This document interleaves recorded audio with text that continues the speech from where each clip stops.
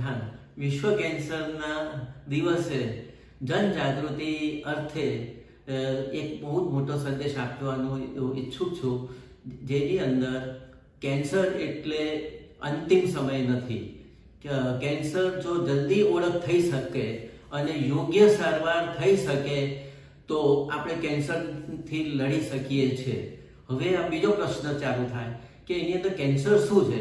Cancer એટલે આપણે શરીરની અંદર કોષો અનિયંત્રિત રીતે અગર જો મલ્ટીપ્લાય થતા જાય તો એને કેન્સર કહેવાતું હોય છે.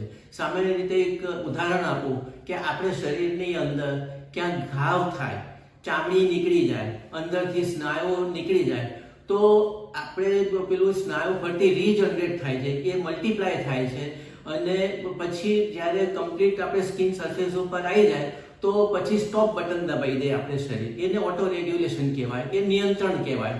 અને કેન્સરની અંદર નિયંત્રણ જતું રહેતું હોય છે, જે અર્થે કે આપણે કેન્સરની અંદર કે આ રીતે પેલું અનિયંત્રિત રીતે મલ્ટીપ્લાય થાય એટલે ગાંઠ થઈ જાય. ગાંઠ એક વખત થાય એટલે પછી આપણે આજુબાજુ એ ફેલાય, કારણ કે એને જગ્યા જોઈએ.